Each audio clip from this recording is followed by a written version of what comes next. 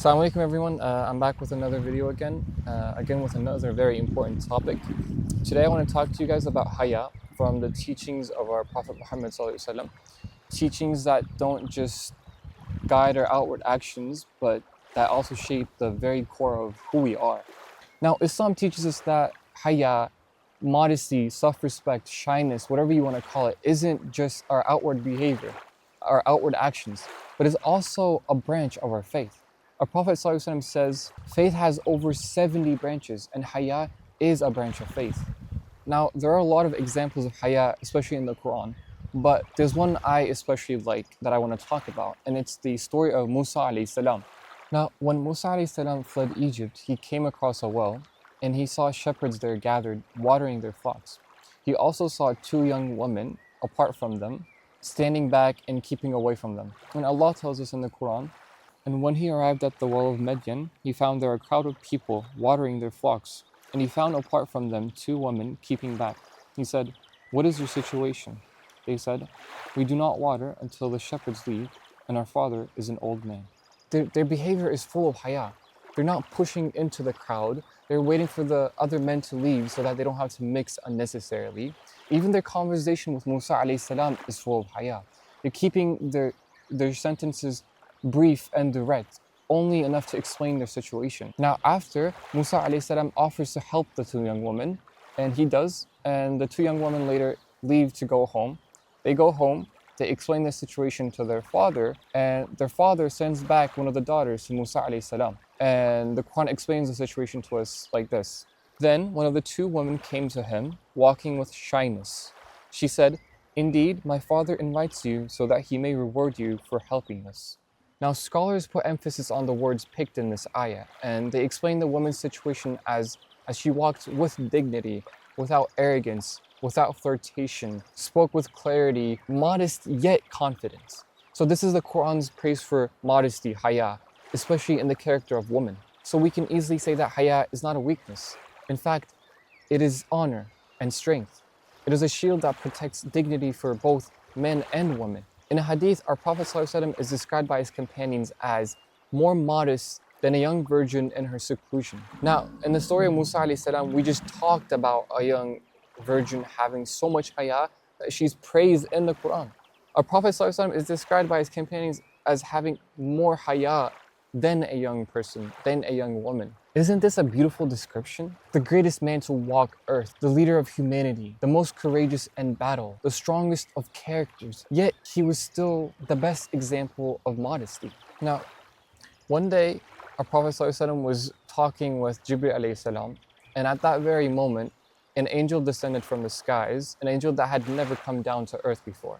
And he said, "O Muhammad, your Lord has sent me to you with a choice.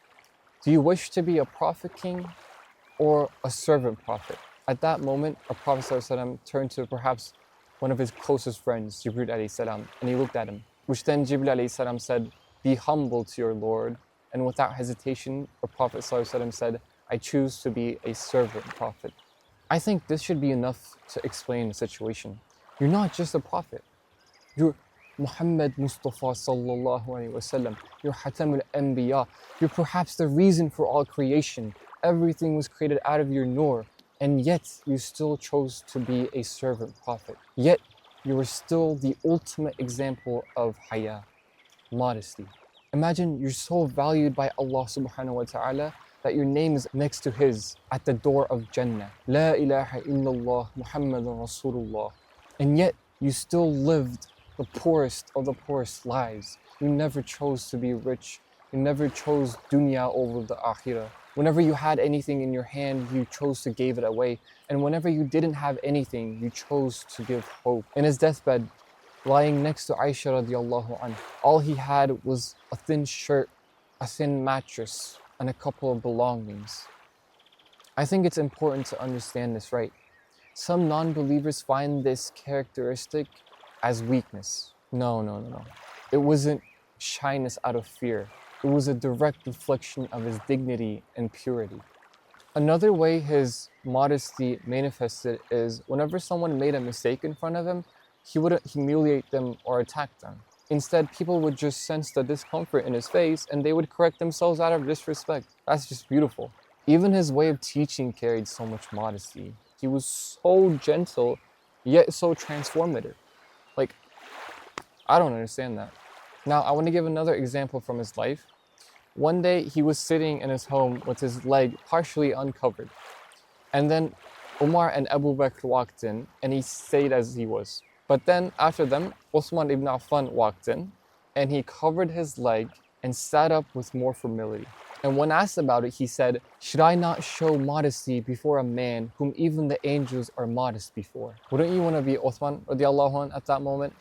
Imagine you carry so much modesty that the Prophet ﷺ has to act this way and say this. It's so beautiful. Now, let's bring this closer to us, to our time and our struggles. We're in an age where modesty is under attack. We're constantly pressured to show more, to speak louder, to act bolder, to chase attention. Social media celebrates shamelessness. The more you expose, the more likes you get. The more you cross the limits, the more people will cheer you on. But our Prophet ﷺ told us, one of the sayings of the early prophets which people have caught on to is, "If you feel no shame, then do whatever you wish." Look around. Isn't that exactly what you see today? People doing whatever they want because they've lost complete haya. But as Muslims, we're called to something higher. Choosing modesty today is an act of courage. When everyone else is following trends, you're saying, no, I live for Allah, not for likes. I seek His pleasure, not people's approval. And here's the amazing part. Prophet ﷺ promised that the youth who resist temptations will be honored on the Day of Judgment. In the famous hadith of the 7 who will be shaded by Allah, one of them is a young person who grew up in the worship of Allah. So when you lower your gaze while everyone else stares, and you dress with dignity while everyone else competes to expose, and when you speak with respect while others mock and curse, you're not losing out. You're rising in the sight of Allah. Remember this. Haya is not about making you invisible. It's about making you valuable. It's not about holding you back. It's about lifting you in the sight of Allah. The world tells you modesty is weakness. Islam tells you it's power. And Allah subhanahu wa ta'ala, inshallah, will honor you and award you for it. Our Prophet ﷺ tells us, modesty brings nothing but good. This means if a young man or woman guards their modesty, it only elevates them. It never lowers them. We think that being modest makes us less confident or less bold. But the Prophet ﷺ flips this, thinking modesty brings blessings, dignity, and honor. Again, he says, whoever humbles himself for the sake of Allah, Allah will raise him in status.